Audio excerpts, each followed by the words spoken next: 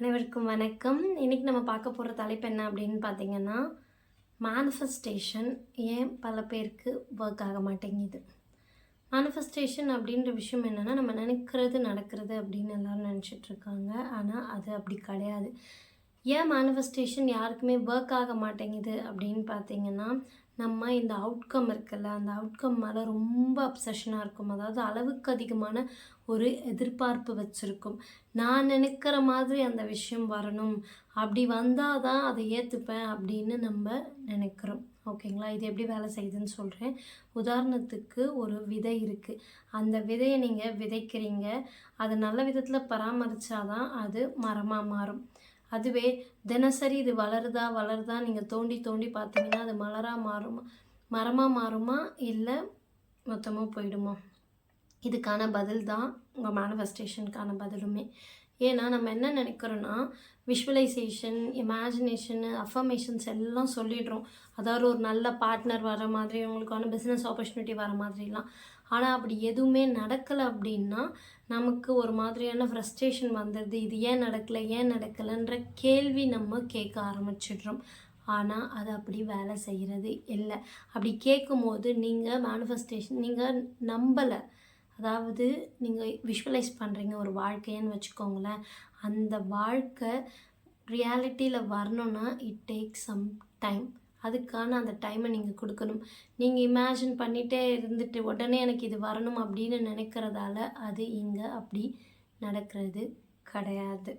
இப்போது living from the end அப்படின்ற ஒரு கான்செப்ட் இருக்குது. அதாவது ஒரு நல்ல உறவோடு ஒரு திருமண வாழ்க்கை வாழணும்னு நினைக்கிறீங்க அப்படின்னா நீங்கள் என்ன பண்ணணும் அப்படின்னா, அப்படி போய் வாழ்ந்தால் எப்படி இருக்கும் உங்கள் உணர்வு, அந்த உணர்தலை உங்களுக்குள்ளே நீங்கள் கொண்டு வரணும்.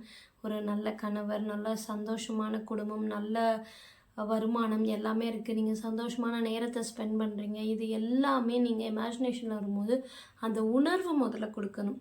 அதாவது see it to believe it இல்லை believe it to see it. இங்கே எப்படி இது வேலை செய்யுதுன்னு சொல்கிறேன். நம்மளோட ஈகோவால் கண்ட்ரோல் பண்ண நினைக்கிறோம் அந்த அவுட்கம்மை. ஆனால் அது அப்படி வேலை செய்கிறதில்ல. அன்சர்டனிட்டியில் தான் இந்த விஷயம் சிறப்பாக நடக்குது. அதாவது நீங்கள் உங்களுடைய ஓல்டு செல்ஃபை லெட் கோ பண்ணிவிட்டு அந்த ரிசல்ட்டில் இருக்க அட்டாச்மெண்ட்டை விட்டுட்டு என்ன நடக்க போகுதுன்னு தெரியாது, ஆனால் எது நடந்தாலும் என்னோடய ஹையஸ்ட் குட்டுக்காக தான் நடக்குதுன்ற அந்த அன்சர்டனிட்டி பாயிண்ட்டை ரீச் பண்ணும்போது தான் மிராக்கிள்ஸ் நடக்க ஆரம்பிக்குது. ஆமாம், ஆக்சுவலி ஏதாவது நடந்தால் தானே நம்பிக்கை வரும் அப்படின்னு நம்ம சொல்கிறோம். உங்கள் கண்களை கட்டி ஒரு ரூம்குள்ளே கொண்டு போய் விடுறாங்கன்னு வச்சுக்கோங்களேன். அடுத்த அடி உங்களுக்கு உள்ளுக்குள்ளே என்ன இருக்குன்னே தெரியாது. எதோட வைக்கிறீங்க நீங்கள்? அந்த நம்பிக்கையோட தானே வைக்கிறீங்க. அதே நம்பிக்கை தான் இங்கேயும் உங்களுக்கு வேணும். ஆமாம், அன்சர்டனிட்டியில் தான் மிராக்கிள்ஸ் நடக்க ஆரம்பிக்குது. என்ன நடக்க போகுதுன்னு உங்களுக்கு தெரியாது, ஆனால் நடக்கும் அப்படின்ற அந்த ஒரு நம்பிக்கை மட்டும் இருந்தால் உங்கள் மேனிஃபெஸ்டேஷன் உங்களுக்கு ஒர்க் ஆகும். புரியுதுங்களா? மேனிஃபெஸ்டேஷன் அப்படின்றது நீங்கள் நினைக்கிறது மட்டும் இல்லை, நீங்கள் எந்த மாதிரியான உணர்வோடு இருக்கீங்க அப்படின்றது இங்கே ரொம்ப முக்கியம். அடுத்த உதாரணம் ஒருத்தருக்கு மாதம் 5 லட்ச ரூபா சம்பளத்தோட வேலை வேணும்னு நினைக்கிறாருன்னு வச்சுக்கோங்க. இப்போதைக்கு அவர் ஒரு 1 lakh வாங்குறாரு. திடீர்னு அவரோட கம்பெனியில் அவரோட பேப்பரை போட்டு நீங்கள் இந்த வேலையிலேருந்து ரிலீவ் ஆகிடுங்கன்னு சொல்கிறாங்க. அவர் என்ன பண்ண ஆரம்பிச்சிருவார்? பேனிக் ஆகிடுவார். அப்படியே டென்ஷன் ஆகிட்டு, ஐயோ இந்த வேலையும் போதா, எனக்கு எதுவுமே இல்லைன்னு புலம்பக்கூடாது. ஏன் தெரியுங்களா? நீங்கள் தான் 5 லட்ச ரூபா வேலையுள்ள ஒரு வேலையை கேட்டீங்க, சம்பளம் உள்ள ஒரு வேலையை. அப்போ என்ன நடக்கும்? யூனிவர்ஸ் எப்படி ஆப்பர்ச்சுனிட்டியை கொண்டு வரும்? நீங்கள் அந்த வேலையை விட்டுட்டு வேறு ஆப்பர்ச்சுனிட்டி தேடினா தான் அந்த 5 லட்ச ரூபாய்க்கானது வரும். கரெக்டுங்களா?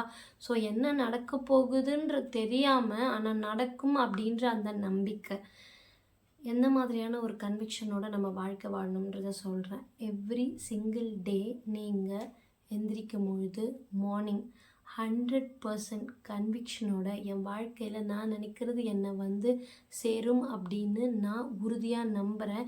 இப்போ நான் எந்த சூழ்நிலையில் இருந்தாலும் அது என்னோடய ஹையஸ்ட் குட்டுக்காக தான் நடந்துகிட்ருக்கு.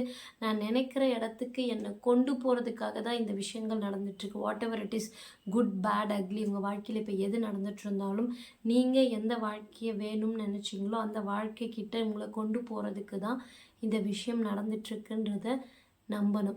தினசரி இது ஏன் நடக்கலைன்னு கொஸ்டின் கேட்கக்கூடாது. அப்படி நீங்கள் கொஸ்டின் கேட்கும்போது நீங்கள் ஓல்டு பேட்டர்னுக்கு போகிறீங்க. நீங்கள் அதே மாதிரி தான் இருக்க ஆரம்பிப்பீங்க.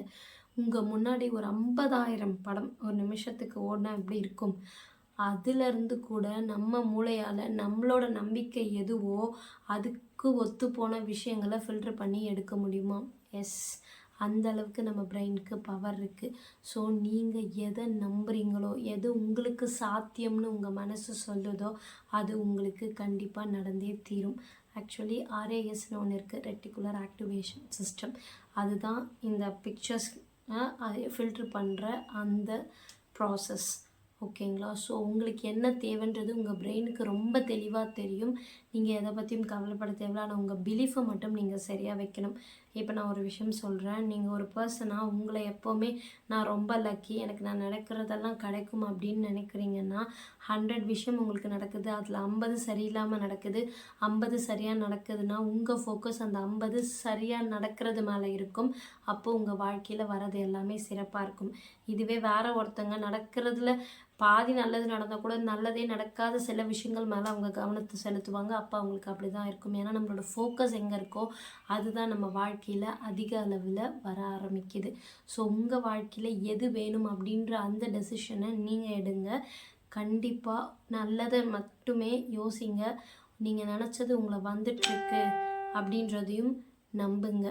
நம்பி எவ்ரி சிங்கிள் டே இந்த ஒரு எனர்ஜியோட லைஃப்பை ஸ்டார்ட் பண்ணுங்கள்.